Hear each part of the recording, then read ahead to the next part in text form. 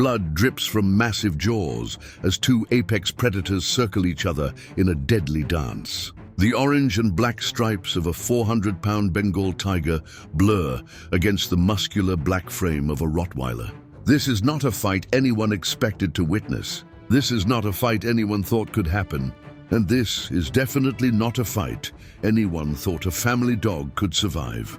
The tiger's roar echoes through the dense Malaysian rainforest, shaking leaves from ancient trees. The Rottweiler stands his ground, muscles tensed, ready for what might be his final battle. Behind him, a terrified family watches in horror as their beloved pet faces certain death. But what they're witnessing isn't what they think it is. What looks like a brutal fight to the death is actually something far more extraordinary. Something that will challenge everything we know about animal behavior, loyalty, and the mysterious bonds that exist between species. The tiger lunges. The dog counters. And in that moment, science itself holds its breath. But to understand how a 140-pound family pet came to face off against one of nature's most feared predators in the heart of the Malaysian jungle, and why this encounter would send shockwaves through the scientific community worldwide, we need to go back to where it all began. We need to go back to a small suburban home in Kuala Lumpur, where a gentle giant named Hercules first became part of the Martinez family. Before we dive into this incredible story, I need you to do something. Drop your country in the comments below.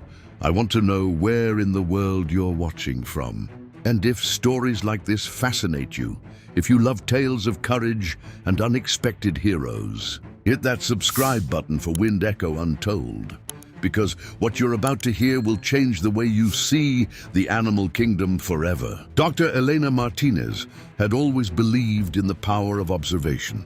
As a wildlife behavioral scientist working with the Malaysian Department of Wildlife and National Parks, she had spent 15 years studying animal interactions in controlled environments. But she had never expected her most groundbreaking research to come from her own backyard. Courtesy of a dog she never wanted in the first place. Hercules came into their lives 3 years earlier, a massive Rottweiler puppy that her husband Carlos had rescued from a breeding facility that was shutting down. Elena had protested initially. Their small home in the suburbs of Kuala Lumpur was hardly suitable for such a large breed. And with 2 young children, Sophia aged 8 and Miguel aged 6, she worried about safety, but Hercules defied every stereotype about his breed from day one. Despite weighing 140 pounds in his prime, he moved through their home like a gentle shadow. When Sophia had nightmares, it was Hercules who would quietly pad into her room and lay beside her bed until morning. When Miguel fell and scraped his knee learning to ride his bicycle, it was Hercules who sat patiently while the boy buried his tears in the dog's thick black coat. Elena's mother-in-law, Maria, who lived with the family, had been the most skeptical about Hercules initially. She'd grown up hearing stories about aggressive dogs, and Rottweilers had a particularly fearsome reputation. But within months, she was singing his praises to anyone who would listen. "Ese perro tiene alma," she would say in Spanish. "That dog has a soul." Carlos, a forest ranger with the Malaysian National Park Service, often joked that Hercules had better instincts than most of his human colleagues. The dog could sense weather changes hours before they hit, would become restless before earthquakes that wouldn't be felt by humans for another day, and had an uncanny ability to detect when wildlife was nearby, even when there were no obvious signs. This last trait had always fascinated Elena from a scientific perspective. Hercules would often alert to the presence of animals that the family couldn't see, hear, or smell. During their weekend hikes in the local nature reserves, he would suddenly stop, ears perked, nose twitching, focused on something beyond human perception. Carlos had learned to trust these alerts completely. They had helped him spot everything from injured birds to dangerous snakes before they became problematic. Elena had begun documenting these instances, initially just as curious observations in her personal journal. But as the patterns became more clear, she realized she might be witnessing something remarkable. a domestic dog with an unusually acute ability to sense and interpret wild animal behavior and distress signals. The Martinez family had no idea that this gentle giant sleeping peacefully in their living room would soon become the center of a case study that would be published in the Journal of Interspecies Behavioral Science, featured in National Geographic, and discussed in veterinary schools around the world. They had no idea that in 3 days' time, they would be packing for what they thought was a simple camping trip to Taman Negara National Park, one of the world's oldest tropical rainforests. Elena needed to collect behavioral data on primates for her latest research project. Carlos wanted to show the children the wonders of Malaysia's natural heritage, and little Sophia had begged to bring Hercules along. They had no idea that this trip would put them face to face with one of Malaysia's estimated 250 remaining wild tigers, and they definitely had no idea that their family dog would be the one to teach them something profound about courage, intuition, and the mysterious ways that different species can understand and protect each other. The morning of October 15th, 2023, started like any other family camping trip. The Martinez family had driven 3 hours from Kuala Lumpur to reach the entrance of Taman Negara. Their rented Toyota Hilux packed with camping gear, research equipment, and enough snacks to keep Sophia and Miguel happy for days. Elena had chosen this particular section of the park for her primate behavioral study because it was remote enough to observe animals in their natural habitat, but still accessible enough to be safe for the children. Carlos had obtained all the necessary permits for the extended camping trip, and they had planned their route carefully along well-marked trails.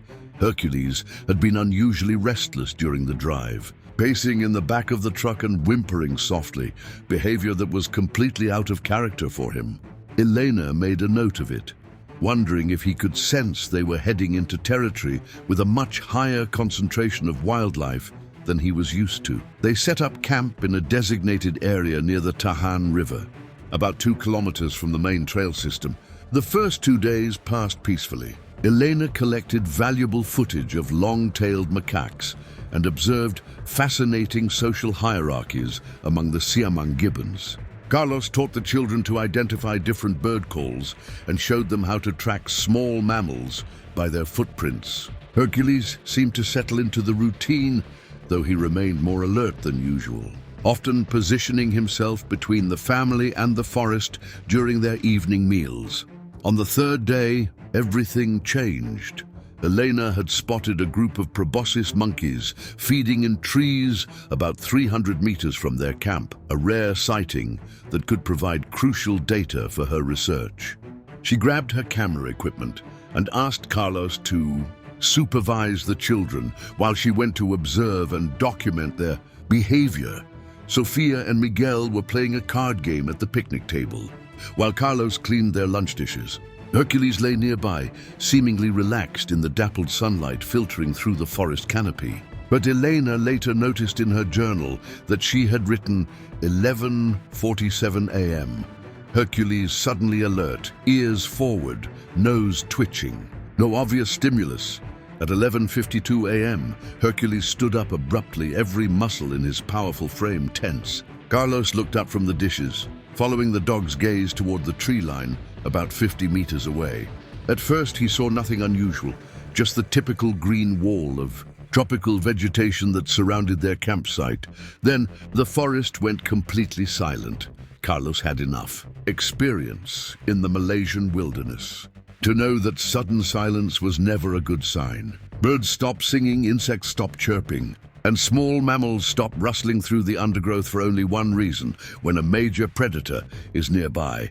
"Niños, come here quickly," he called softly to Sophia and Miguel, trying to keep his voice calm while gesturing for them to move closer to him.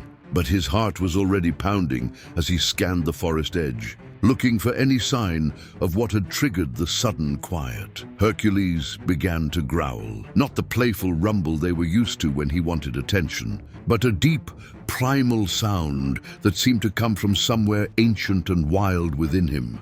The hair along his spine stood up, making his already impressive frame look even larger, and then Carlos saw it. At first, it was just a flash of orange between the leaves, so brief that he thought he might have imagined it. Then another glimpse, a pattern of stripes that his ranger-trained eye recognized immediately, even though his mind refused to believe what he was seeing. A tiger. A massive, fully grown Bengal tiger, less than 40 meters from where his children were standing. In that moment, Carlos realized that all his training, all his experience with wildlife encounters, all his knowledge about predator behavior became secondary to one overwhelming fact. He was a father first, and his children were in mortal danger. The tiger emerged from the forest slowly, deliberately, its massive head held low as it assessed the strange scene before it. Even at a distance, Carlos could see the raw power in its movements, the calculated intelligence in its amber eyes as it studied the humans and their camp. But what struck him as most terrifying was that the tiger wasn't exhibiting typical predatory behavior. It wasn't crouched in a hunting position or moving with the stealth of a creature planning an attack. Instead, it appeared agitated, almost frantic, its tail lashing back and forth as it paced at the forest edge.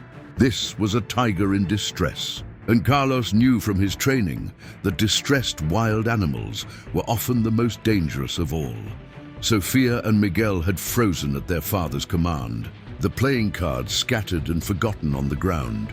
They could sense the tension in the air, even before they spotted the massive predator that had captured everyone's attention. And in that moment of terrified paralysis, as Carlos tried to figure out how to get his family to safety without triggering a charge from one of nature's most efficient killing machines, Hercules made a decision that would change all their lives forever.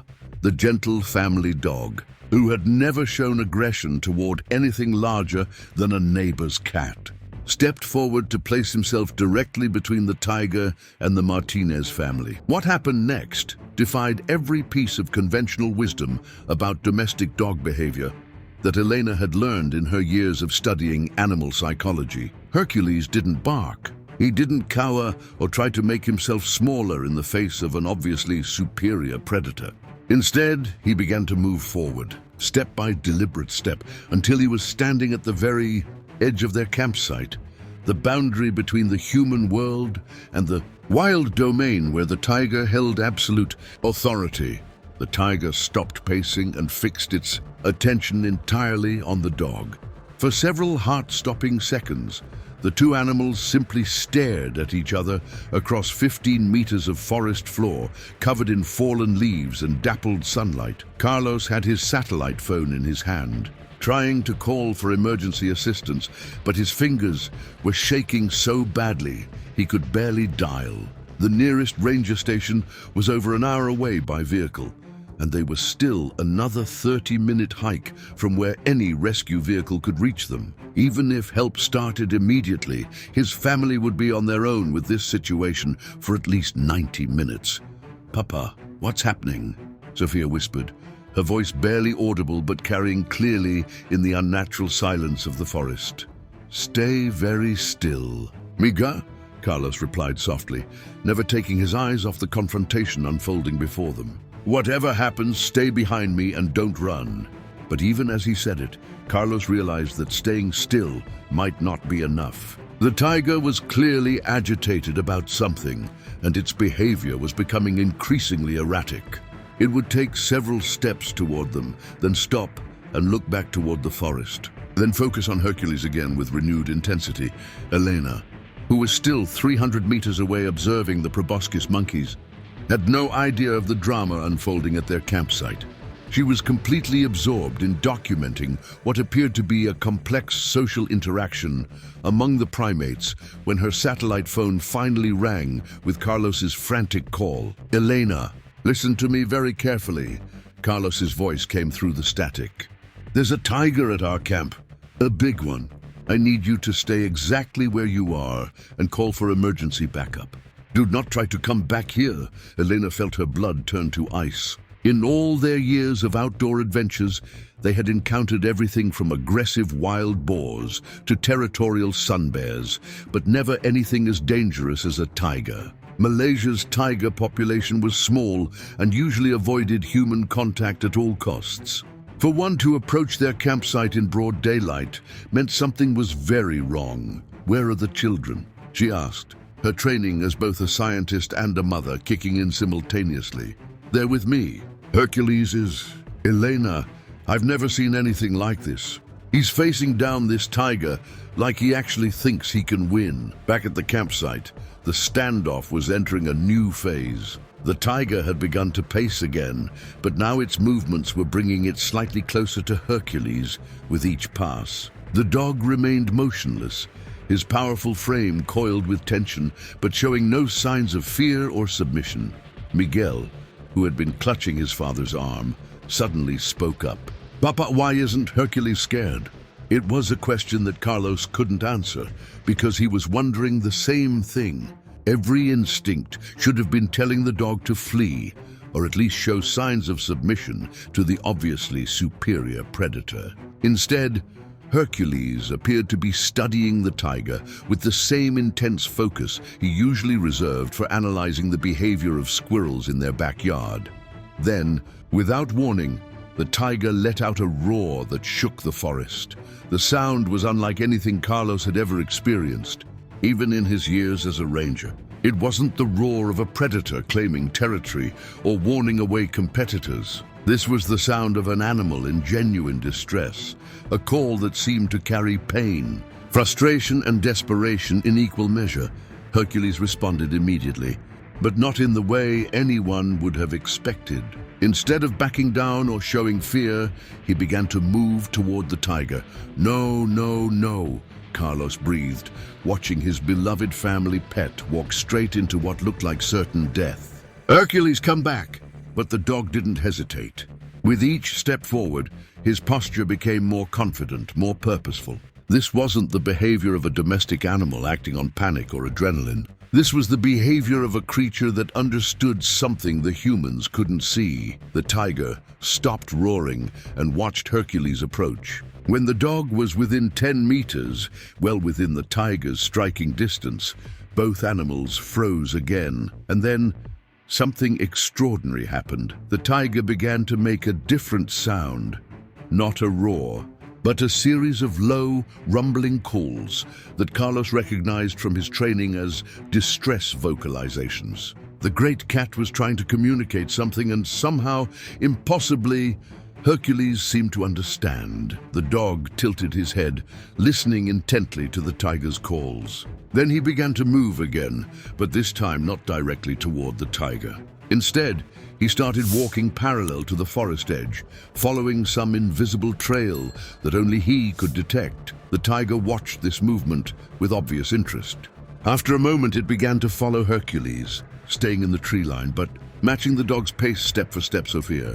And Miguel watched in amazement as their family pet appeared to be leading one of the world's most dangerous predators on some kind of strange parade around the perimeter of their campsite.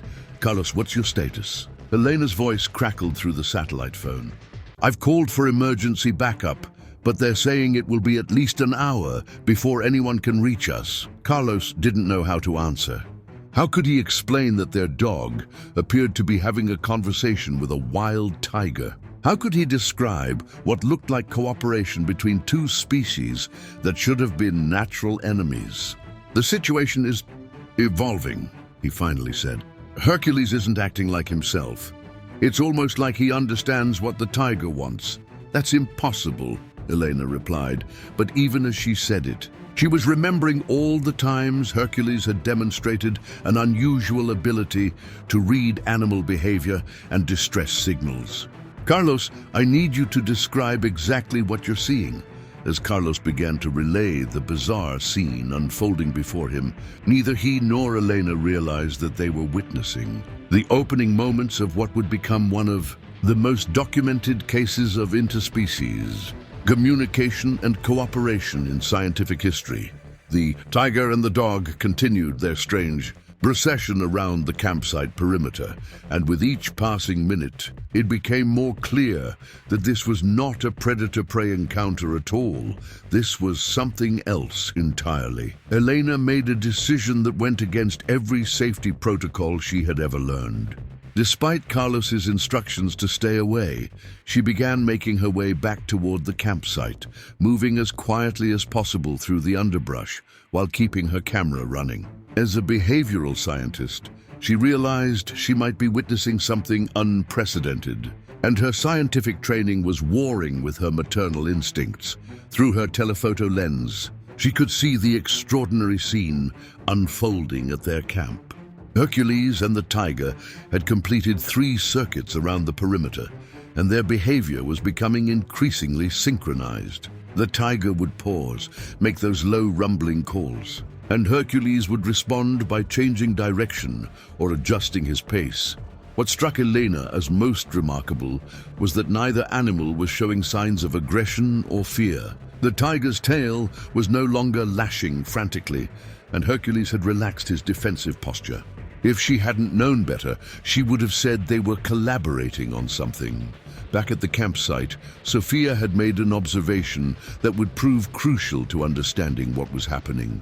"Papa," she whispered, "the tiger keeps looking at that bush over there. The same one every time they walk by."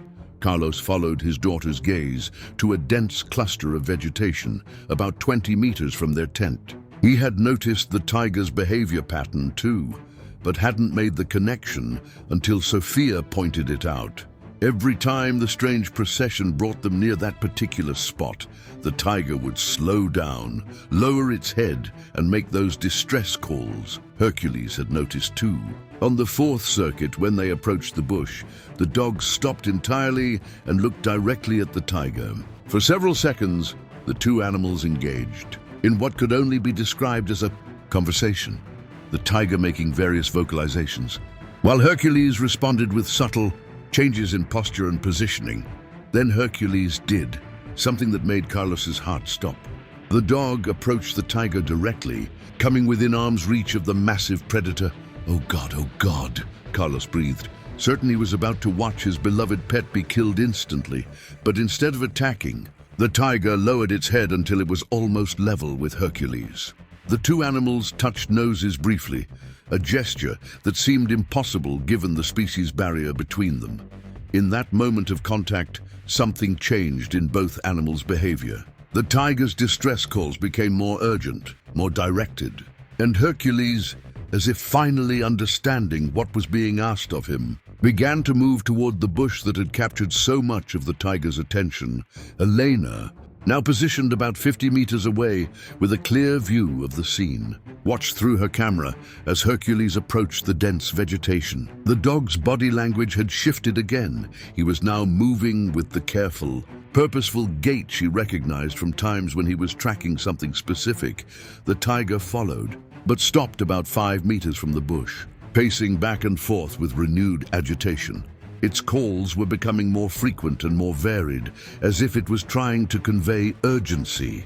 Hercules pushed his way into the thick undergrowth, disappearing from view. For several terrifying moments, there was complete silence from the bush, while the tiger continued to pace and vocalize nearby. Then Hercules emerged, and Carlos felt his knees nearly buckle with relief. But the dog wasn't alone.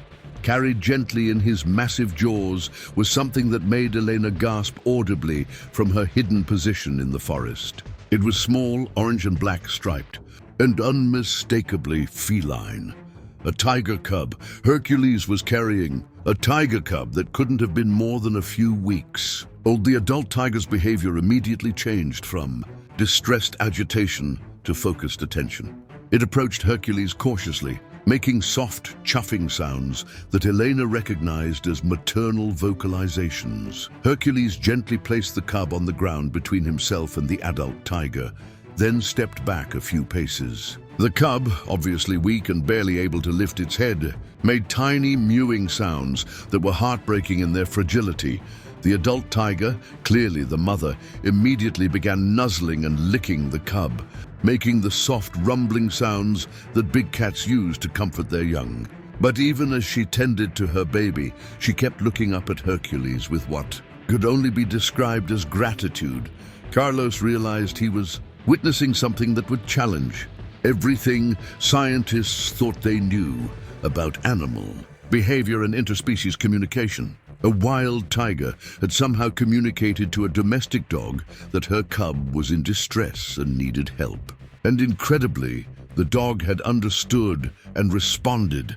"Elena," he said into the satellite phone, his voice shaking with awe and disbelief. "You're not going to believe this. Hercules just saved a tiger cub." Elena's response was immediate. "I'm recording everything from my position.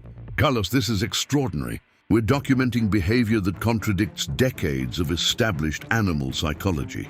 But even as they marveled at what they had witnessed, the situation was far from over. The tiger cub was clearly in serious distress, too weak to nurse properly and showing signs of dehydration and illness. Without immediate veterinary intervention, the remarkable rescue they had just witnessed might not be enough to save the little animal's life, and they were still hours away from any kind of professional help. The mother tiger seemed to understand this too. After several minutes of trying unsuccessfully to get her cub to nurse, she looked up at Hercules again and began making a different series of vocalizations, sounds that seemed to carry a note of pleading. Hercules tilted his head, listening intently. Then, in a move that demonstrated intelligence and empathy that defied scientific explanation, he began to walk back toward the Martinez family's campsite. The tiger followed, carrying her cub carefully in her mouth. "Carlos," Elena's voice came through the phone with a note of urgent concern. "I think they're coming to you for help. That tiger is bringing her cub to humans for medical assistance." This is unprecedented, as Carlos watched the extraordinary procession approaching their tent. A Rottweiler leading a wild tiger carrying her sick cub toward a human family for help. He realized that they were no longer just witnesses to remarkable animal behavior.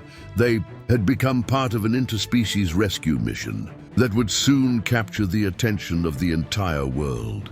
The next 20 minutes tested every assumption the Martinez family had ever held about wild animals and their relationship with humans. The mother tiger stopped about 10 meters from their tent, clearly torn between her desperation to get help for her cub and her instinctual fear of humans. She paced back and forth, the sick cub hanging limply from her mouth, making continuous low calls that sounded increasingly urgent. Hercules positioned himself exactly halfway between the tiger and the family, his body language suggesting he was serving as some kind of intermediary or translator in this impossible situation. Sophia, displaying the fearless curiosity that only an 8-year-old could possess, whispered to her father, "Papa, I think the baby tiger is really sick. Can we help it?" Carlos was facing an impossible decision. His ranger training told him to maintain distance from wild tigers under all circumstances. But his experience with animal behavior, combined with what he was witnessing, suggested that this situation was unlike anything covered in any manual. Elena's voice came through the satellite phone. "Carlos, I'm going to try something. I'm going to approach slowly from the side. If that mother tiger was willing to trust Hercules enough to ask for help, she might accept human assistance." "Elena, no," Carlos said firmly. "It's too dangerous. She brought her cub to us, Carlos. She's asking for help. If we don't act soon, that baby isn't going to make it." Elena was right, and Carlos knew it. The cub's distress was visible even from a distance. It wasn't moving much, and its cries were becoming weaker. "What do you need me to do?" Carlos asked, his voice tight with tension. "I want you to get the first aid kit from the tent. Very slowly. Don't make any sudden movements, but don't act afraid either. The mother is watching everything we do." As Carlos began to move toward their tent, the tiger's attention immediately focused on him. She stopped pacing and lowered her head, her amber eyes tracking his every movement. But she didn't crouch into an attack position or show her teeth. Instead, she seemed to be evaluating whether he posed a threat to her or her cub. Hercules, reading the tension in the air, moved slightly closer to the tiger and made a soft huffing sound, the same sound he made when he wanted to comfort Sophia or Miguel during thunderstorms. Incredibly, the tiger responded with a similar sound, and her posture relaxed slightly. Miguel, who had been silent throughout the entire encounter, suddenly spoke up. "Papa Hercules is talking to her. He's telling her we're safe." Out of the mouths of babes, Carlos thought. His 6-year-old son had articulated something that he was only beginning to understand himself. Elena emerged from the forest at the edge of their campsite, moving with the slow, deliberate gait she had learned from years of approaching wild animals for her research. She had her veterinary emergency kit in one hand and her camera in the other, still documenting everything. The tiger noticed her immediately and became alert again, but didn't retreat. If anything, her distress calls became more directed toward Elena, as if she recognized that this human might be able to provide the help she was seeking. "I'm going to try to get closer," Elena said softly. "Keep talking to me, Carlos. The sound of our voices might help her understand that we're communicating, just like she and Hercules have been doing." Elena approached to within 5 meters of the tiger, closer than any human should ever get to a wild tiger under normal circumstances. The mother cat watched her intently, but didn't retreat. "The cub is definitely dehydrated," Elena observed, studying the small animal through her binoculars. "I can see signs of respiratory distress too. We need to act quickly." What happened next would be studied in veterinary schools and animal behavior programs for years to come. Elena slowly knelt down and opened her emergency kit, displaying its contents where the tiger could see them.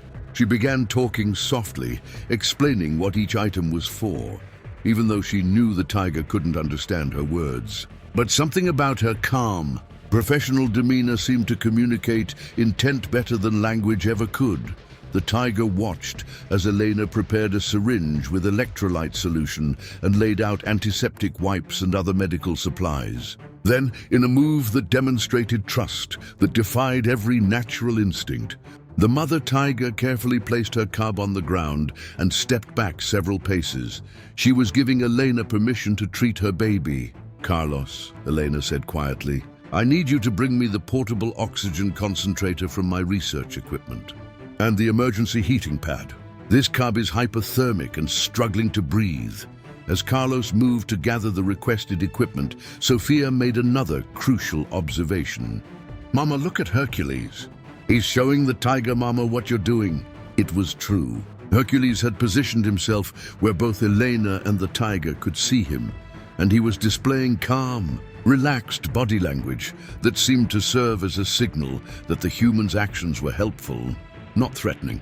Elena began her examination of the cub, speaking softly the entire time to both the baby and its mother.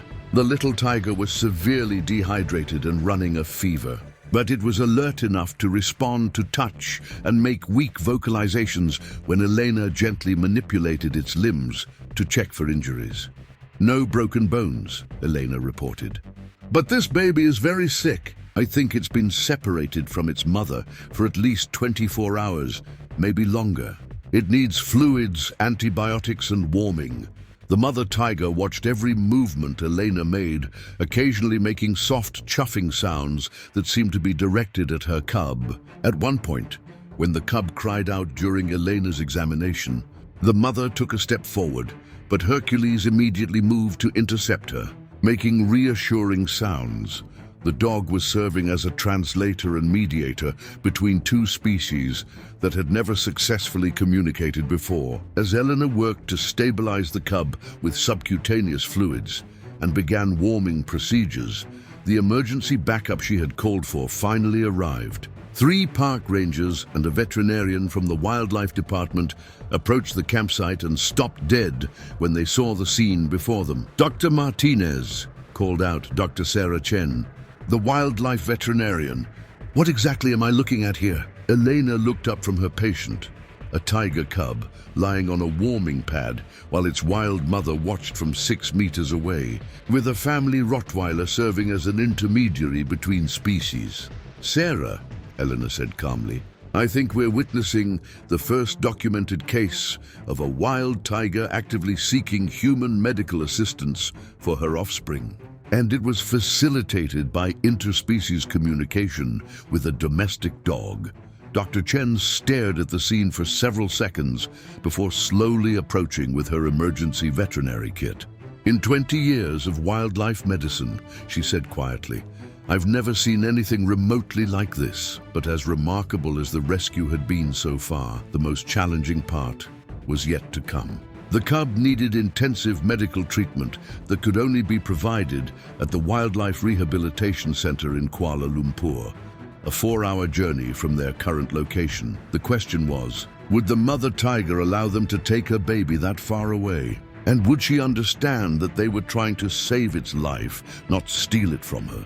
The answer would test the extraordinary bond that had formed between Hercules and the tiger, and determine whether this unprecedented interspecies cooperation could extend to the most difficult decision any mother could face: letting strangers take her child away, trusting that they would bring it back healthy and whole. What followed was the most tense and emotionally charged hour in the Martinez family's life.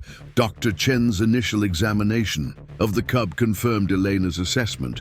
The little tiger was critically ill and needed immediate intensive treatment that was impossible to provide in the field. The cub's temperature was dangerously low, its breathing was labored, and blood tests revealed severe dehydration and the beginning stages of kidney failure. "This baby has maybe 6 hours before its condition becomes irreversible," Dr. Chen explained to the assembled group. "We need to transport it to the rehabilitation facility immediately." But transporting the cub meant separating it from its mother, potentially for weeks. In the wild, such separation often meant permanent abandonment, as tiger mothers typically couldn't locate cubs that had been moved far from their original territory. The mother tiger seemed to sense the gravity of the situation. As Dr. Chen and Elena worked to stabilize her cub with IV fluids and oxygen support, she paced continuously, making distress calls that grew increasingly desperate. Hercules remained positioned between the tiger and the humans, but his behavior was changing. The confident mediator who had facilitated the initial contact was now showing signs of stress himself. He whined softly and kept looking back and forth between the sick cub and its mother, as if he understood the impossible situation they all faced. "We have a problem," said Ranger Kumar, the senior park official who had arrived with the veterinary team. "Even if we can convince the mother to let us take the cub, how will we reunite them? She can't survive in captivity, and the cub will need weeks of rehabilitation before it's strong enough to be released." It was Sophia who provided the crucial insight that would solve their dilemma. "Why don't we ask Hercules?" she said simply. "He's been talking to the tiger mama all day. Maybe he can tell her what's happening." The adults looked at the 8-year-old girl with a mixture of amazement and skepticism. But as they considered the events of the past several hours, her suggestion didn't seem as impossible as it should have. Elena knelt down beside Hercules and began speaking to him in the same calm, explanatory tone she had used with the tiger. "Hercules, we need to take the baby tiger to the hospital to make it better. We need Mama Tiger to understand that we'll bring the baby back when it's healthy." What happened next would be replayed thousands of times on social media and analyzed by animal behaviorists around the world. Hercules looked directly at Elena as she spoke. His intelligent brown eyes focused intently on her face. When she finished speaking, he walked over to the tiger mother and began making a series of soft vocalizations. Not barks or whines, but sounds that seemed deliberately modulated to match the pitch and rhythm of the tiger's own communication patterns. The tiger stopped pacing and listened intently to what the dog was telling her. After several minutes of this interspecies conversation, something remarkable happened. The mother tiger approached her cub, now lying on a portable treatment table surrounded by medical equipment. She gently nuzzled the baby, making the soft chuffing sounds that big cats use to comfort their young. Then she did something that brought tears to Elena's eyes. The tiger picked up her cub gently in her mouth and carried it toward the transport. carrier that Dr. Chen had prepared. She's bringing her baby to us. Dr. Chen whispered in amazement. She's voluntarily giving us permission to take her cub for medical treatment. But the mother tiger wasn't finished. After placing her cub near the carrier, she turned to Hercules and made a series of complex vocalizations that seemed to carry different emotional tones: urgency, pleading, and what could only be described as a request. Hercules listened carefully, then walked over to the transport carrier. He sniffed the cub gently, looked back at the mother tiger, and made what sounded like a promise, a deep, rumbling vocalization that seemed to communicate commitment. I think, Elena said slowly, hardly believing the words coming out of her mouth. I think she's asking Hercules to go with her cub, to protect it while it's away from her. The implications of this were staggering. The mother tiger was not only trusting humans to care for her baby, but she was entrusting a domestic dog to serve as a surrogate guardian during the separation. Dr. Chen looked at Elena with raised eyebrows. Are you seriously suggesting that we bring a family pet along as emotional support for a wild tiger cub during medical treatment? Sarah, Elena replied, nothing about this situation follows normal protocols. If that dog can communicate with wild tigers and facilitate cooperation between species that shouldn't even be able to coexist, then maybe we should trust his judgment. Carlos stepped forward. If Hercules can help save that cub's life, then he goes with you. But I'm coming too. If my dog is going to be part of a wildlife rehabilitation program, I want to be there to make sure he's safe. The next few minutes were a flurry of activity as the rescue team prepared for an emergency transport unlike anything they had ever attempted. The tiger cub was stabilized in the carrier with oxygen support and warming blankets. Hercules was given a quick examination by Dr. Chen to ensure he was healthy enough for the journey. And the mother tiger watched every preparation with intense focus. As they loaded the carrier into the specialized wildlife transport vehicle, the mother tiger made one final approach. She came within arm's reach of Hercules and touched her nose to his once again, a gesture that seemed to seal their agreement. Then she did something that made everyone present gasp in amazement. The tiger began to walk alongside the vehicle as it prepared to leave, keeping pace with the carrier that held her cub. For several hundred meters, she escorted the strange procession, humans, a domestic dog, and her baby, as they began the journey toward medical care. Only when the vehicle reached the main road, where she could go no further without risking human contact, did she finally stop. She stood at the edge of the forest and watched the vehicle disappear into the distance, making long, mournful calls that echoed through the trees. She's singing to her baby, Sophia said softly, tears streaming down her face. She's telling him she'll be waiting for him to come home. As the rescue vehicle sped toward Kuala Lumpur with its unprecedented cargo, a critically ill tiger cub accompanied by a Rottweiler who had somehow become its protector. Elena realized that they were no longer just witnessing remarkable animal behavior. They had become part of a story that would challenge everything the scientific community thought. It knew about intelligence, empathy, and communication across species lines. The cub's fight for life was just beginning, and Hercules had volunteered to see it through to the end. The journey to the Wildlife Rehabilitation Center in Kuala Lumpur became a race against time that tested both medical expertise and the extraordinary bond between a dog and a tiger cub. During the 4-hour emergency transport, the tiger cub's condition deteriorated rapidly. Its breathing became more labored, its temperature dropped further, and twice Dr. Chen had to perform emergency procedures to keep it alive. Each time the cub went into distress, Hercules would position himself as close to the carrier as possible, making soft, continuous sounds that seemed to calm the sick animal. "This is unprecedented," Dr. Chen remarked to Elena during one particularly tense moment.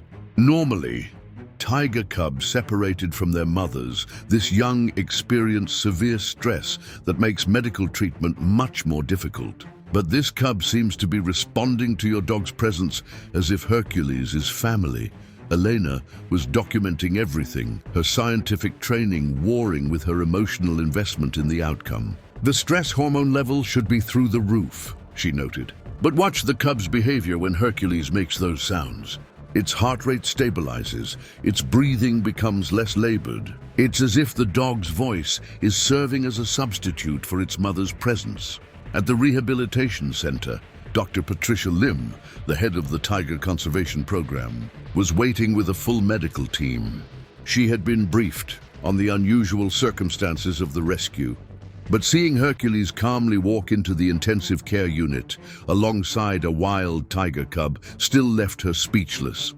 "In 30 years of wildlife rehabilitation," Dr. Lim said to Elena, "I've never allowed a domestic animal into our ICU. But if that dog is the reason this cub is still alive, then he stays as long as necessary." The next 72 hours were critical. The tiger cub, now named Bayu, meaning wind in Malay, by the rehabilitation staff, underwent intensive treatment for dehydration, hypothermia, and a severe respiratory infection. Round-the-clock care included IV fluids, antibiotics, oxygen therapy, and careful temperature regulation. Throughout it all, Hercules never left Bayu's side. The Rottweiler seemed to understand instinctively what the cub needed. When Bayu was restless, Hercules would lie down next to the incubator and make low, rumbling sounds that mimicked a mother tiger's comforting calls. When medical procedures were being performed, Hercules would position himself where the cub could see him, providing a familiar presence during stressful moments. Most remarkably, Hercules appeared to be monitoring Bayu's condition as closely as the medical staff. On the second night, when the cub's breathing became dangerously shallow, Hercules began pawing at Elena and whining urgently, alerting the humans to the crisis before the monitoring equipment registered the change. "That dog has better diagnostic instincts than most veterinary students," Dr. Lim observed. "He's reading micro changes in the cub's condition that our instruments are barely detecting." Meanwhile, back at Taman Negara, Carlos and the park rangers were dealing with an equally unprecedented situation. The mother tiger had taken up residence near the campsite where she had last seen her cub, refusing to leave despite all attempts to encourage her to return to her normal territory. "She's waiting," Ranger Kumar reported during daily updates to the rehabilitation center. "Every morning and evening, she comes to the edge of the forest and makes those calls. She's letting her cub know she's still here." Carlos had remained at the park to coordinate between the rehabilitation team and the mother tiger's location. Using his satellite phone, he would play recordings of Bayu's vocalizations to the mother and record her responses to play back for the cub. The effect on both animals was immediate and profound. When Bayu heard his mother's recorded calls, he would become more alert and responsive. When the mother tiger heard her cub's voice through the phone, she would approach the campsite more closely, making urgent response calls. "We're facilitating long-distance communication between a mother and infant who are separated by 400 kilometers, Elena marveled. "This is revolutionary for our understanding of tiger social bonds and communication." By the fourth day, Bayu was showing significant improvement. His breathing had stabilized, his temperature was normal, and he was beginning to take bottle feedings, a crucial milestone for a cub that had been too weak to nurse when rescued. But the most remarkable moment came when Dr. Lim decided to test whether the cub was strong enough to begin developing normal tiger behaviors. She placed a small piece of meat in Bayu's enclosure and watched to see if he would show predatory interest. The young cub approached the meat cautiously, sniffed it, and then looked directly at Hercules as if asking for permission or guidance. Hercules, in a display of intelligence that stunned everyone present, gently nudged the meat toward the cub with his nose, then stepped back and made encouraging sounds. The tiger cub began to eat solid food for the first time since his rescue. "That dog just taught a tiger how to hunt," Dr. Lim said in amazement. "He's serving as both guardian and mentor to a different species. This behavior doesn't exist in any literature I've ever read." But even as Bayu grew stronger, the question of reunification loomed large. The cub was thriving under Hercules' protection, but he needed to be returned to his mother before he became too habituated to human presence and domestic animal companionship. The challenge was ensuring that the mother would accept a cub who now carried the scent of humans and dogs, and who had been away from her for over a week. The reunion would require careful planning, perfect timing, and one final act of interspecies cooperation that would determine whether this unprecedented rescue story would have a happy ending. The scientific community was watching, the media was reporting daily updates, and somewhere in the Malaysian rainforest, a mother tiger was still calling for her baby to come home. After 8 days of intensive care and recovery, Bayu was finally strong enough for the most critical phase of the rescue operation, reuniting him with his mother. But the rehabilitation team faced a complex challenge that had never been attempted before: returning a wild tiger cub to its mother after the cub had been in close contact with humans and a domestic dog for over a week. Dr. Lim assembled a team of wildlife experts, animal behaviorists and veterinarians to plan the reunion. The biggest concern was scent contamination. Tiger mothers identify their cubs primarily through smell, and Bayu now carried the odors of the rehabilitation center, medical supplies, and most significantly, Hercules. In normal circumstances, a mother tiger would likely reject a cub that smells foreign to her, Dr. Lim explained to Elena. But nothing about this situation has been normal. If that mother tiger was intelligent enough to seek help for her cub in the first place, she might be intelligent enough to recognize him despite the scent changes. The reunion plan was elaborate and unprecedented. The team would transport Bayu back to Taman Negara in a specialized quiet vehicle to minimize stress. Hercules would accompany the cub throughout the journey to provide continued comfort and familiarity. The actual reunion would take place at the original rescue site, where the mother's scent markers were strongest and where she had been waiting consistently for her cub's return. Elena had spent the week documenting every interaction between Hercules and Bayu, building what would become the foundation for groundbreaking research on interspecies nurturing behavior. The data she had collected challenged fundamental assumptions about domestic animal cognition and cross-species empathy. Hercules has been displaying parenting behaviors that we typically only see in animals caring for their own offspring, Elena noted in her research journal. He's shown protective instincts, teaching behaviors, comfort provision, and even what appears to be pride in Bayu's developmental milestones. This dog has essentially adopted a tiger cub as his own. The journey back to Taman Negara was as carefully orchestrated as a military operation. Dr. Chen monitored Bayu's vital signs continuously, while Elena observed the interaction between the dog and the cub. Hercules seemed to understand that something important was happening. He was more alert than usual, frequently checking on Bayu and making soft vocalizations that the cub responded to with increasing excitement. "Look at Bayu's behavior," Elena observed. "As we get closer to the forest, he's becoming more active, more vocal. I think he recognizes familiar scents in the air." When they reached the ranger station at Taman Negara, Carlos was waiting with updates on the mother tiger's location and behavior. "She's been coming to the original campsite every morning and evening for the past 3 days, he reported. "Yesterday, she brought a kill and cached it near where we first found the cub. I think she's preparing for his return." The final phase of the reunion required split-second timing and complete trust in the unprecedented communication system that had developed between Hercules and the tiger family.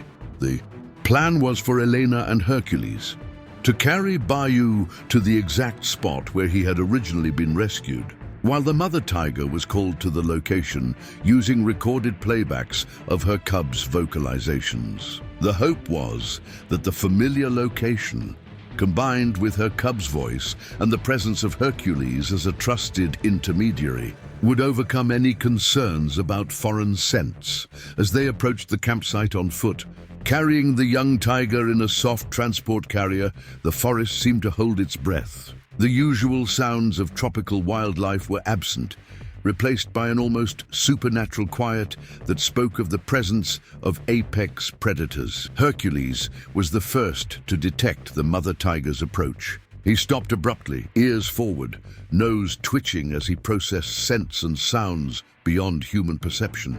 His tail began to wag slowly, not the excited wagging of playtime, but the measured, deliberate movement he used when greeting family members after a long separation.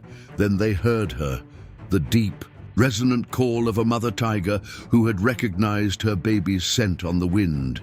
Elena placed Bayou's carrier on the ground at the exact spot where Hercules had originally found him hidden in the bushes. The young cub, now alert and vocal, began making the urgent calling sounds that tiger cubs use to locate their mothers. The mother tiger's response was immediate and overwhelming. Her answering calls shook the forest canopy and sent every other creature in the area into hiding. But these weren't the distress calls they had heard 8 days earlier. These were calls of joy, recognition, and desperate maternal love. She emerged from the forest at a run, covering the distance to her cub in seconds. But instead of immediately rushing to Bayou, she stopped and looked directly at Hercules. What followed was a moment that would be remembered and studied for decades to come. The mother tiger approached Hercules slowly, deliberately.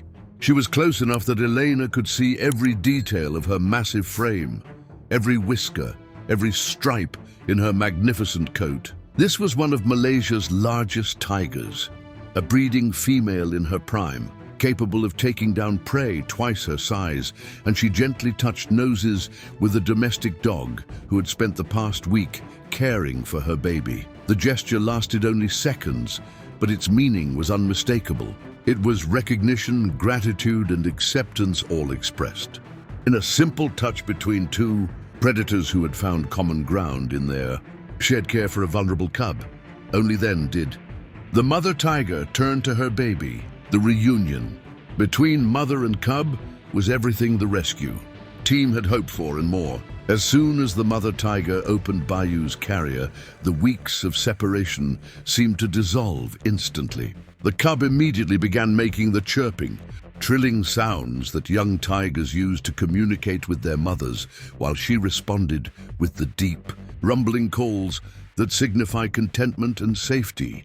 She began the careful process of scent-checking her baby, sniffing every inch of his small body. Elena held her breath, knowing that this was the critical moment. Would the mother accept a cub who had been contaminated with foreign scents, or would she reject him as no longer belonging to her? For several tense minutes, the tiger mother continued her examination.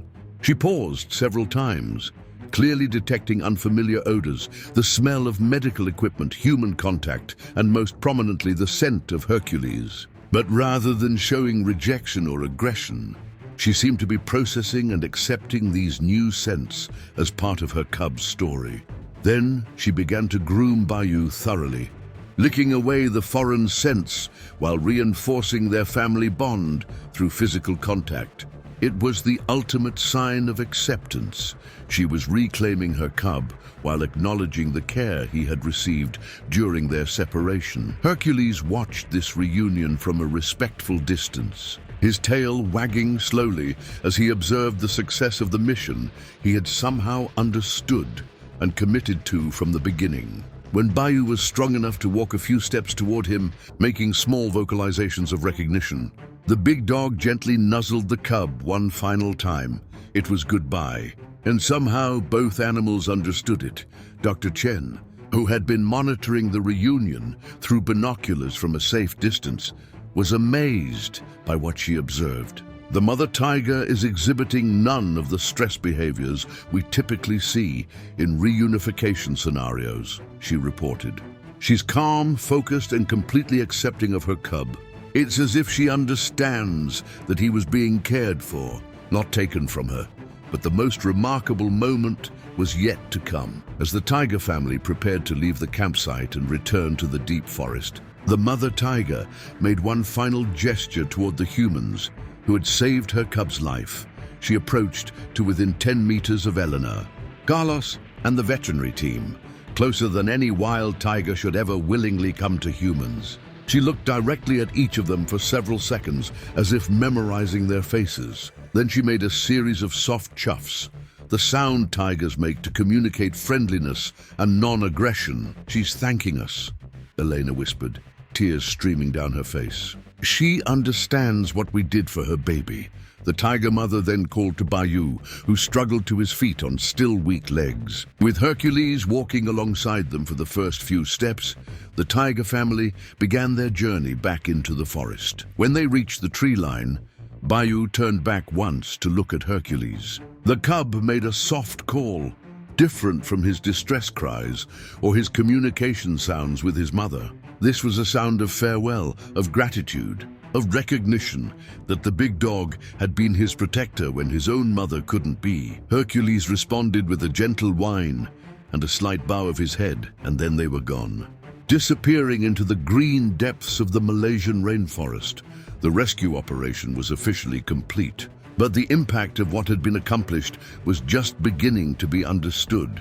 De Miguel grew up with an extraordinary story to tell about the day their dog saved a tiger cub, and Elena's career was transformed by research that opened new frontiers in the study of animal behavior and interspecies communication, but perhaps the most significant impact was on conservation efforts in Malaysia. The story of Hercules and Bayou captured international attention and brought unprecedented funding to tiger conservation programs. The mother tiger and her cub were monitored by research teams using non-invasive tracking methods, and both were thriving in their natural habitat. Bayou grew into a healthy juvenile tiger, learning to hunt and survive in the wild under his mother's expert guidance. Occasionally, research cameras would capture footage of the young tiger displaying unusually calm behavior around human research equipment, a lasting effect of his early positive experiences with people who had saved his life and Hercules.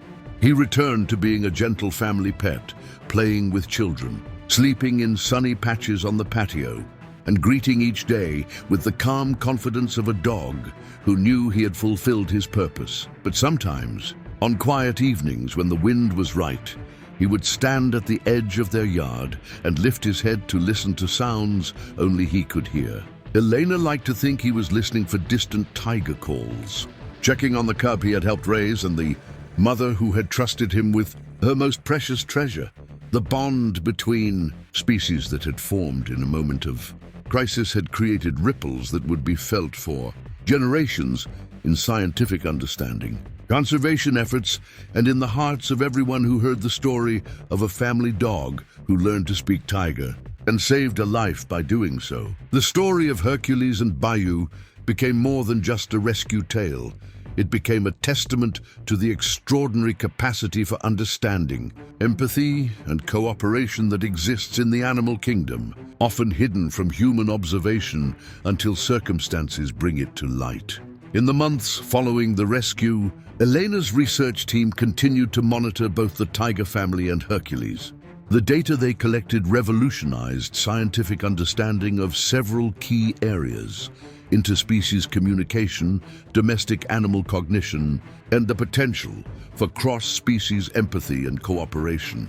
Hercules displayed no lasting stress from his experience with wild tigers. If anything, he seemed more confident and purposeful, as if he had discovered something important about himself during those critical days. He continued to show exceptional ability to read animal behavior and distress signals, skills that Carlos put to use during his forest ranger duties. The tiger mother, now designated as Sari by the research team, successfully raised Bayou to independence in the wild. Camera trap footage showed her teaching him all the skills necessary for survival as a solitary apex predator. But remarkably, both tigers continued to show unusually calm behavior around human research equipment and distant human activity, as if they retained positive associations with the species that had helped them in their time of need. Elena's published research, titled Interspecies Communication and Cooperation, a case study in tiger-canine interaction, became one of the most cited papers in animal behavior journals. Her findings suggested that domestic dogs, through thousands of years of co-evolution with humans, may have developed enhanced abilities to read and respond to distress signals from other mammalian species. What Hercules demonstrated, Elena explained in her TED Talk, that garnered over 5 million views, challenges our understanding of the boundaries between species. He showed us that empathy, intelligence, and the drive to protect the vulnerable may be universal mammalian, traits that transcend the artificial categories we use to separate ourselves from the natural world. The conservation impact of the rescue story was equally significant. International donations to Malaysian tiger conservation increased by 300% in the year following the rescue, providing crucial funding for habitat protection and anti-poaching efforts. The story personalized tiger conservation in a way that statistics and policy papers never could, but perhaps the most profound impact was on how people around the world viewed the relationship between domestic animals and wildlife. The story challenged the assumption that pets and wild animals exist in separate, incompatible worlds. It demonstrated that with understanding and respect, these worlds could intersect in ways that benefited all species involved. For the Martinez family, life gradually returned to normal, but they were forever changed by what they had experienced. Sophia developed a passion for wildlife conservation that would eventually lead her to become a veterinarian, specializing in exotic animal medicine. Miguel grew up with an intuitive understanding of animal behavior that made him a gifted naturalist and wildlife photographer. Carlos and Elena continued their conservation work with renewed purpose, knowing that they had witnessed proof of the interconnectedness of all living things. And they never forgot the lesson that sometimes the most extraordinary heroes come in the most ordinary packages, like a gentle family dog who understood that protecting the innocent was more important than protecting himself. Hercules lived to be 14 years old, spending his final years as a beloved family member who occasionally served as an unofficial therapy dog for other rescue animals at the local wildlife rehabilitation center. Veterinarians and animal behaviorists would bring challenging cases to meet Hercules, amazed by his continued ability to calm and comfort traumatized wild animals. When he passed away peacefully in his sleep in 2029, surrounded by the family that loved him, Hercules left behind a legacy that extended far beyond his own remarkable life. The Hercules Foundation for Interspecies Understanding was established in his honor, funding research into animal cognition, communication, and the potential for cooperation between domestic animals and wildlife in conservation efforts. Today, Hercules protocols are taught in veterinary schools around the world, techniques for using domestic animals as intermediaries and comfort companions during wildlife rehabilitation. The success rate for treating traumatized wild animals has increased significantly when these methods are employed. And somewhere in the Malaysian rainforest, the descendants of Bayu continue to roam free, part of a slowly recovering tiger population that exists today, partly because one dog understood that true strength comes not from dominance, but from the courage to protect those who cannot protect themselves. The story of Hercules and Bayu reminds us that heroism takes many forms, that intelligence and empathy exist throughout the animal kingdom, and that sometimes the most important bridges between species are built not by scientists or researchers, but by individuals who simply choose compassion over fear, understanding over prejudice, and action over indifference. The legacy of this extraordinary rescue continues to inspire conservation efforts and animal welfare programs around the world. If this story moved you, if it changed how you see the animals in your life or the wildlife in our world, I want to hear from you. Share in the comments how this story affected you and what you've learned about the animals around you. Stories like this one, tales of courage, intelligence, and unexpected heroism from the animal kingdom, are what we do here at Wind Echo Untold. If you want to discover more incredible true stories that will challenge everything you think you know about animals, intelligence, and the natural world, subscribe now and join our community of people who believe that every creature has a story worth telling. Because sometimes, the most important lessons about humanity come from those who aren't human at all. Hit that subscribe button. Share this story with someone who needs to hear it. And remember, in a world that often seems divided, there are still bridges being built every day by those brave enough to reach across the species divide with understanding, compassion, and love. Thank you for watching. And remember, every animal has a story. We're just here to help tell them.